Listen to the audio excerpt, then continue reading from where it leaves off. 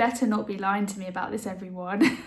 Because here I am for the first time ever reading The Seven Husbands of Evelyn Hugo by Taylor Jenkins Reid. I have never read a book from this author before. The closest I've ever come to this author in terms of her work, if you count this, is I did watch the TV program series, I don't know what you want to call it, called Daisy Jones and the Six. Never read the book, but on a bit of a whim we watched the TV series and it was okay. It was just fine. I didn't hate it, I didn't love it, it was just okay. It was interesting enough that I actually finished the TV series and I wanted to, but I wasn't like overly enamoured by it. It was just okay. As far as I know, this is about a actress called Evelyn Hugo in the 50s and 60s. I always think, is it 50s? 50s, yeah, and she's like kind of like sort of like a Marilyn Monroe-esque figure. She became really big in Hollywood, and as she gets older she tells her story, and she's obviously had 7 husbands. From what I've heard, again, I don't really know all that much about it, but I believe that she's actually a lesbian, and obviously back then it wasn't really acceptable as it is now. She kind of has to hide that through, I guess, I don't know, being with men. I don't know, like I said, I don't know much about it, and she kind of confesses that she was in love with this woman. So I've heard this is meant to be really sad. I've heard that it's meant to be quite moving. I really don't know what to say about this because I don't know that much about it, but all I'm saying is, do I think it's going to be a 5-star? I don't know, if I'm being honest. Like I said, I wasn't overly impressed by Daisy Jones and the Six. I know there are a lot of people that literally live, laugh, love this, that they are soaking up Taylor Jenkins Reid. They are literally the biggest stan girls ever, or guys, whatever. I will give you a review once I finish the book, obviously, and tell you my thoughts and feelings on it. If I do have anything to update you about this, I might treat it as a bit of a vlog.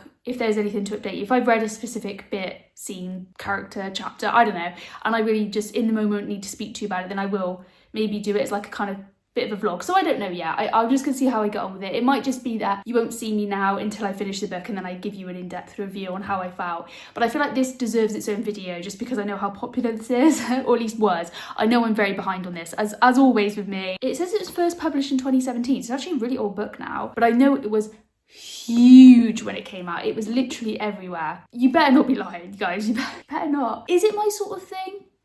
I do like this front cover though, I have to say, it's really pretty. I do like that. I presume that's Evelyn Hugo, right? I've got a feeling that I'm just going to think, it was okay.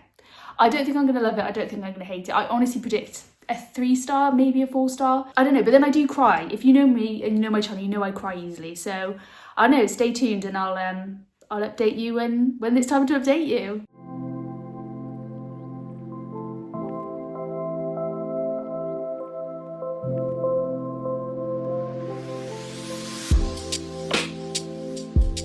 I thought I would update you all because I am 18% through this book. I think I know what's going to happen. I think. Sorry, by the way, about the quality of my camera. I haven't got my ring light or anything. I'm just holding you up. Very unprofessional. Sorry, this is very unprofessional of me. I did forget to say in the beginning that these will obviously contain spoilers. I'm sure you know that going in, but I always just say it just in case. It's like a disclaimer thing I have. And also that if you're going into books for the first time, please do check your triggers, and that I will likely talk about triggering things. Back to this book. So far we know that there's a kind of, I don't know, like a journalist, I suppose, someone working at a celebrity magazine called Monique. She is kind of low down in the kind of journalist life. I don't know how to put it. And Evelyn Hugo, who is like this big movie star, has asked for her to do this interview, and everyone's a bit suspicious, like, why you? And Monique is also suspicious because she doesn't know why, and like, you would be, but Evelyn Hugo specifically requested her, and everyone's like, really? And Evelyn says, yeah, by the way, I actually want you to do a biography of me. Oh, and I'm dying because I'll be dead soon. And like, she's very kind of what's the word? An enigma is Evelyn Hugo, because Monique asks all these questions. She doesn't really give her a straight reply other than, look, do you want to do this or not? It'll be worth millions. You'll be worth millions. But she's like, okay, but like, why are you doing this for me? Like, I don't really know you. Like, why are you doing this for me? Like, you know, this could change my life for the better, but why? And she's been all kind of like, well, why not? Rah, rah, rah. I think, because I know that she's in love with a woman, right? I've heard this. So I think that she was in love with her grandma, and possibly on her dad's side, so her paternal grandma, because her dad worked in the movie industry, Monique, so this journalist, but like, again, he was quite low down. I don't know, just a theory. I feel like somehow she knows her family member, and I'm thinking by the age of this woman, it's probably a grandma, right? That's just a theory I have. I'm probably completely wrong. So far, this is fine. Very early on, only 18% through. I gotta be honest, like, Evelyn is such an enigma. I don't know what to make of her, and I guess that's the point. Yeah, she just gives me kind of Marilyn Monroe vibes before she was famous, like Norma Jean. That's Marilyn Monroe's name. That's her birth name, was Norma Jean. So it's giving me that kind of vibe, but if like Marilyn Monroe lived longer, if that makes sense. But yeah, I just wanted to say that because it was something significant that I noticed, and I was thinking, I think I've sussed this out. And then you'll probably laugh at me thinking, no, you haven't, you're way off, and I probably am, but there we go. I finished this book, and all I can say is that I am so glad that I decided to make a separate video about this, because I have so much to say. I honestly don't know where to start with this. I'm not even exaggerating. Like, what a roller coaster. But look how bad my tabbing is. I honestly don't know where to start with this, but I'll give it a bloody good go. Let's get into it. My thoughts, feelings, rating, and everything. Bear with me. I have got my notes, but I don't feel like that even does it justice. Yeah, let's just get into it. I know I gave you sort of a very brief synopsis at the earlier clips, but I thought I'd just go over it quickly again, just in case, and also to refresh my mind a little bit, because I did finish this earlier in the week. It is now Friday, so it's a bit later on in the week. So this tells the story of, obviously, Evelyn Hugo. She is a really big actress in the 50s in Hollywood. Think the likes of Elizabeth Taylor, Marilyn Monroe, that kind of era, that kind of like all glam and glitz of Hollywood. She is known to have, obviously for acting, but also having 7 husbands. She is literally like giving Henry VIII a run for his money. She's like, 6 wives. I can do better than that. I can have 7 husbands. So she has 7 husbands, kind of what she's known for, having a lot of husbands. She's now in her 80s, and she's kind of been out of the spotlight for a while because she knows she's dying. She gets diagnosed with breast cancer. So she knows she's dying. She's been diagnosed terminal. So she decides to talk to a journalist called Monique, and together they make her biography. But there's more to it than that, and that's just a very kind of basic overview. I ended up giving this a 4-star rating. I would say it's a very high 4 stars. It almost touches 5-star, but I think, again, I'll kind of get into this a little bit in a minute, but I couldn't quite give it a full 5-star, and it had a lot to do with the kind of first half of the book. I personally felt that it had a lot of problems with kind of pacing a little bit, in that it was very stop-start. So just when I thought, oh, here we go, it would go back again. And just when I thought, oh, it was very kind of like, were we going yet? And then once it went, it was fine, and I was hooked. I was in. When it first starts, this book, let's go back to that. It goes into a lot to do with her childhood and her early life, before she was famous. I loved the author, how she described Evelyn's early childhood, because it is very similar to what I also went through. And obviously I'm not famous. I think actually, to be honest, most women can relate to this, because I was one of those people that started puberty quite early. So I started puberty around the age of about 11. I got my first period at 11. I started growing breasts at age 11. That's just when I started puberty. Now, as you can imagine, I was still a girl, okay? And that's very hard going. I had a woman's body as a girl. And as you can imagine, that's very uncomfortable. So I was prone to being sort of sexualized and being leered at and stared at and commented on, and I did feel quite uncomfortable about it. As I'm filming this, I'm now 29 years old. I am a woman. I do feel like my body now fits me, if that makes sense. I don't know if anyone else knows what I'm on about, but I feel like if you also started puberty early, if you also started developing breasts at quite a young age, you'll know what I mean. I feel like you'll know. And Evelyn also had this problem, and I was like, oh, she gets it. Like she gets it. She gets it. This author, this character gets it. And to feel so seen in a book is like, I didn't think I would. I thought it was just going to be her being a spoiled little brat, to be honest, because that's the impression I got. And maybe that's my own fault. Most women have this issue, or it's the opposite end, and they're not developing quick enough and they feel kind of left out, I suppose, or like, am I ever going to get breasts? Because I know a lot of my friends at the time, a lot of my peers at the time weren't developing as quickly as I did, and that was their biggest insecurity, is that they hadn't started their period yet, or they hadn't started growing breasts yet, and right up until their late teens. Some of them even, longer, and there's nothing wrong with that. There's nothing wrong with you. I just found that absolutely fascinating and absolutely resonated with me, and I felt so seen. And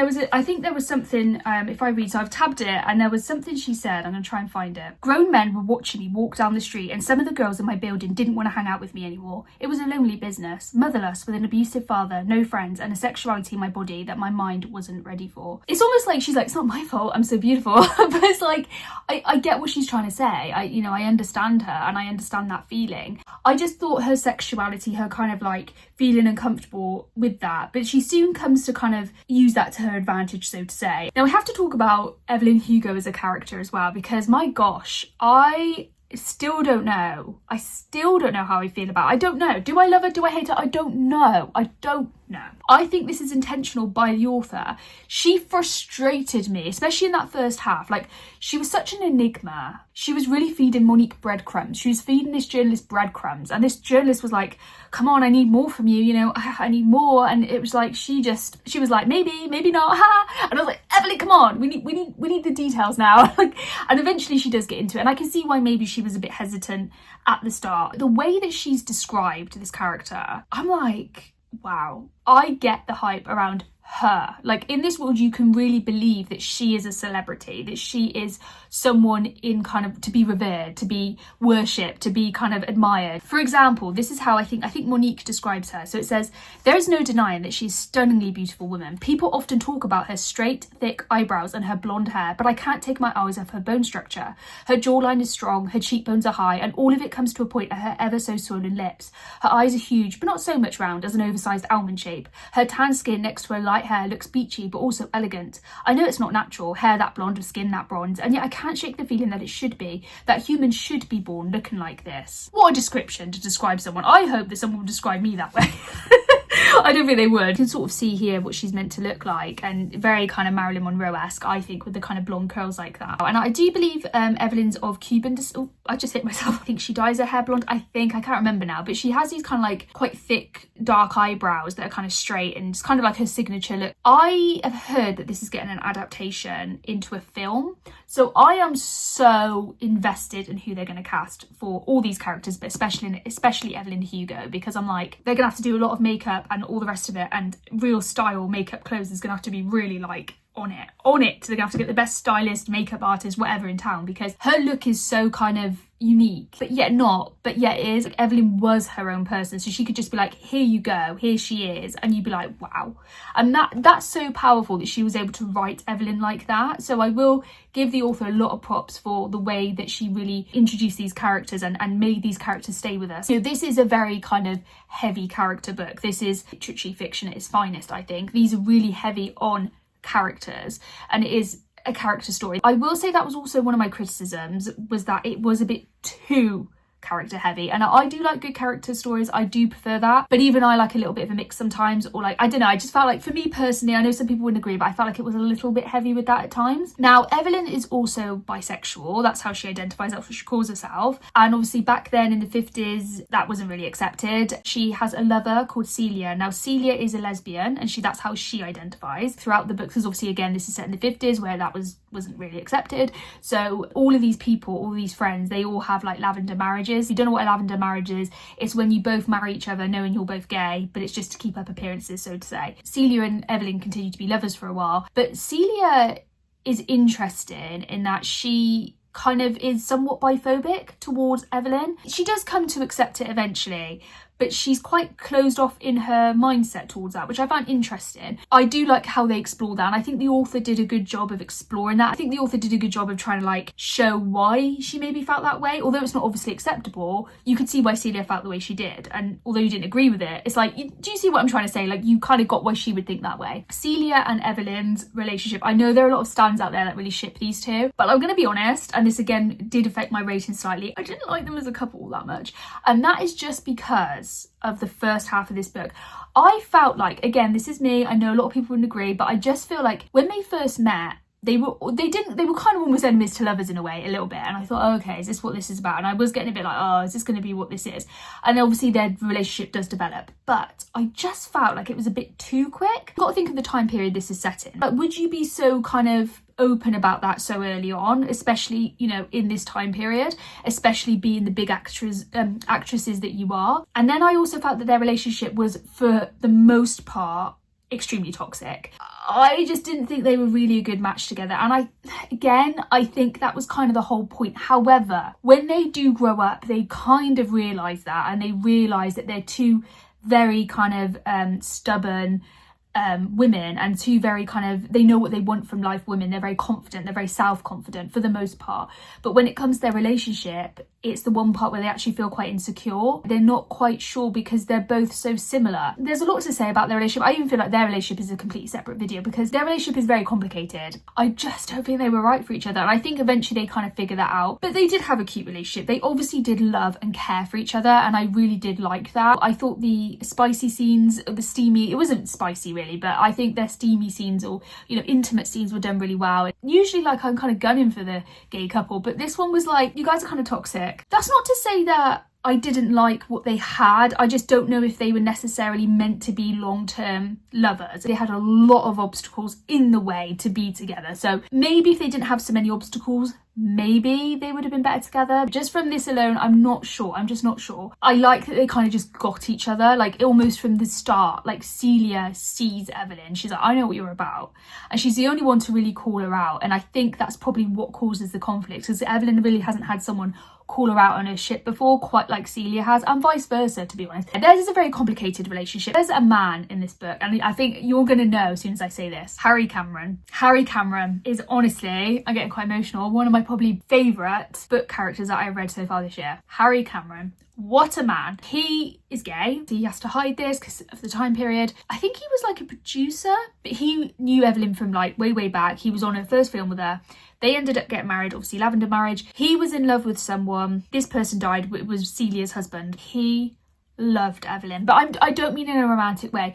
They had a very platonic love. They were the definition of platonic soulmates. If you don't understand what platonic soulmates are, it's Harry and Evelyn. They loved each other, but like such a pure love. And he was such a green flag, and they ended up having a child together because they both really wanted a child. There was a little girl called Connor, and I was just like, when he died, I was like, I can't deal with this. I'm actually getting emotional.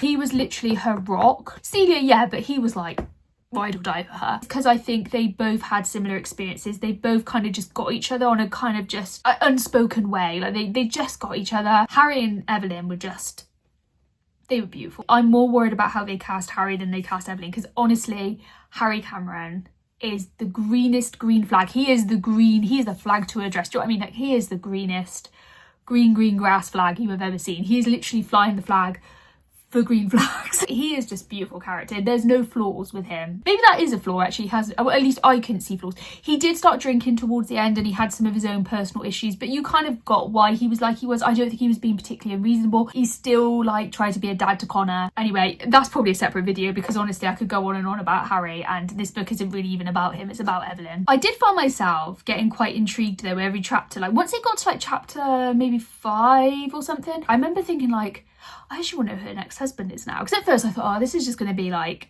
she's, like I said, I thought she was going to be a spoiled rich woman. But when I started reading it, I was like, I actually want to know. And like, it does make sense why she ends up marrying who she ends up marrying. Because like I said, I went in with some presumptions, I'm not going to lie. And maybe that's my fault, a bit judgy of me, huh? But I did start to get like, oh, who's the next one gonna be? Who's the next one? Because I could kind of see why and where the pattern was going, and it was really interesting. I don't remember if I mentioned this earlier, but she does end up developing breast cancer and dying, Evelyn. Part of the reason is that she hires this Monique. Now, I think I did say before, but Monique is a bit surprised because she's not very high in her career yet. She's not really established, and she's like, why me? Like, and she specifically asked for Monique, and she's like, why me? Why me? Huh? I did stupidly say in my other clip, and I put it on my booktok and stuff, like, yeah, I think I know what happens with this. Yeah, I was like 20% through. I was like, yeah, I know what happens. I was like, clearly Monique's grandmother that she was in love with, clearly, because I knew that she was in love with a woman. That was like the big secret, right? So I was like, okay, it's clearly that's what it is. And then was like, no, like that's not what happens. But I was kind of close. I was kind of close, because we find out that her dad, so Monique's dad, this journalist's dad, this is where it gets a bit complicated, so stay with me. And most of you will probably know this anyway, but she was in love with Harry's lover.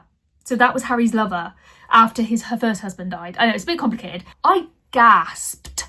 And I put a booktok video about this because I literally gasped. I wish I recorded my reaction, because I was like, to the point my husband in the other room was like, what's wrong? You okay? I was like, oh my God. I was like, I did not expect that. I did not expect that. What a twist. I couldn't have predicted that. And that's why Evelyn wanted Monique, was because she wanted to give her big break. It's kind of like a sorry. Because the long story short, she had to kind of hide his death, kind of. It's something that I feel like you'll know what I'm on about, because you've probably read the book. I did have to suspend somewhat disbelief with that, because I was like, I'm pretty sure they'd find fingerprints and stuff, but you know, whatever. you just have to suspend your disbelief somewhat. But that bit I was a bit like, oh, I get what the author was trying to do, but in reality I feel like it would have been traced back to her, but you know, whatever. And this book, it is just a roller coaster, let me tell you. It is a roller coaster. I think the only reason I couldn't give it 5 stars is there were just some little hiccups for me. Even if it was a 5 star, I think maybe it's a very low 5 star. It's definitely not a full 5 star, just because I think there was just a little, to me anyway, there's these little like niggly bits I feel like could just been ironed out a little bit, and then I would have been, honestly, this would have been probably a 5 star then. I did not expect this book to quite get me by the fucking throat as it did, to be fair. This is from the book, so I think this is Monique to Evelyn. She says, I hate Evelyn, but I think I like her very much. And that's exactly how I felt. I was like, I don't really like her, because there was a lot of things she said and done that I did not agree with. And sometimes her demeanour was a bit cocky and a bit all over the place and a bit, I don't know, not all over the place, that's not quite the word, but like she just come across like she knew everything, but at the same time you could see she was quite insecure about certain things. There was just a lot going on with this character, and even now I still, like I said, I just boggled by her. I don't know what to make of her, and I think that was very intentional by the author. To me, the author definitely has a formula. It seems to work for her, and that's fine, and the fans seem to love it, but all the way when I was watching Daisy Jones and the Six, I just couldn't help but feel like this is a Fleetwood Mac tribute, this is a Fleetwood Mac tribute. There's nothing wrong with that, but it just felt very much loosely inspired by Fleetwood Mac. And all the way through this, I couldn't help but feel like this is a tribute to Marilyn Monroe. This is Marilyn Monroe's story, because there was a bit in the book, and I'm going to try and find it. With her first husband, this is what she says. Don rolled his eyes and shrugged. So, what's the plan, Evelyn? I'm going to fake a miscarriage. What on earth for?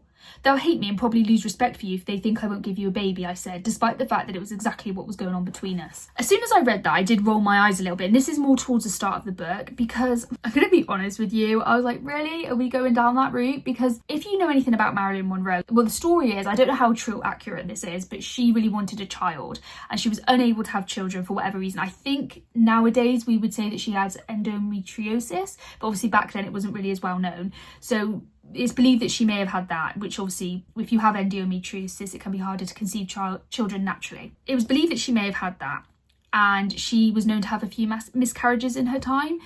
And I just couldn't help but feel like somehow, maybe it was to do with Marilyn Monroe, that, I don't know. I just felt like it was very kind of like, okay, are we doing this, are we? And I think that's why it annoyed me a little bit. As soon as I read that, I did roll my eyes. I thought, oh, okay, here we go. Explained a lot, obviously, better in the book of why she fakes her miscarriage. And it's kind of explained a little bit there. But what I'm trying to say is the author clearly has a format, and she clearly likes to do these kind of books, which is fine, but I don't know if I would read from this author again. I was going to ask you guys if you would recommend any that I absolutely have to read, because from what I have seen about her books, these other books, there's one about a tennis player, there's one about a space, something to do with space, a space woman, an astronaut. I don't know, they just don't really appeal to me. I'm not really a sports person, I'm not into science. I don't know, but then some people have said, like, I'm not into tennis at all, like I don't even like tennis and I love this book, or I don't even like this and I love this book. If you really do think Daisy Jones and the Six is worth reading, then maybe, but I don't know, like I was debating whether to read this for the longest time, to be honest. I'm glad I did, I don't regret it. I get the hype.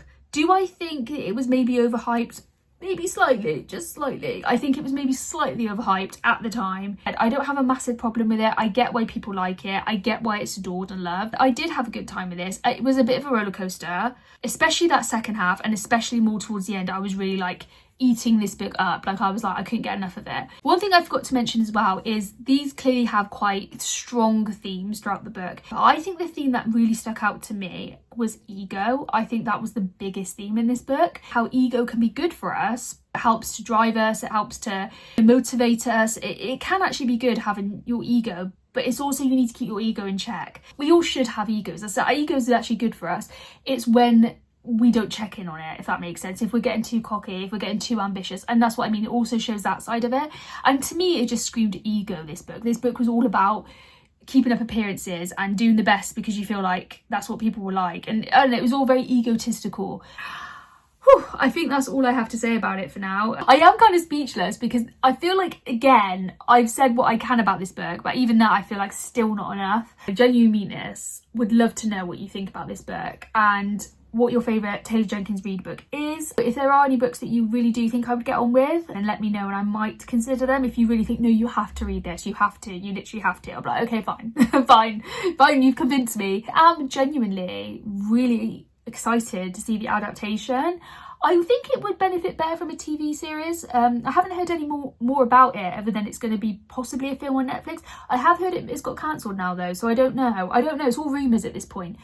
I am going to be obsessed with the casting note because they better get my Harry Cameron right because I will be fuming. I think in some ways he's more difficult to play than Evelyn because he's like a really lovely guy, but he's having to dress up as a straight guy. Do you know what I mean? So it's like, I don't know, man. I'm just like, yeah, I'm on board, let's just say. Thank you for watching, guys. And if you would be so kind, please do leave me a like or a comment or a subscribe. I feel like such a beg when I do this, but it really, really does help my channel out. And I'm so very grateful when you do it. So thank you so much. And I shall see you in the next video.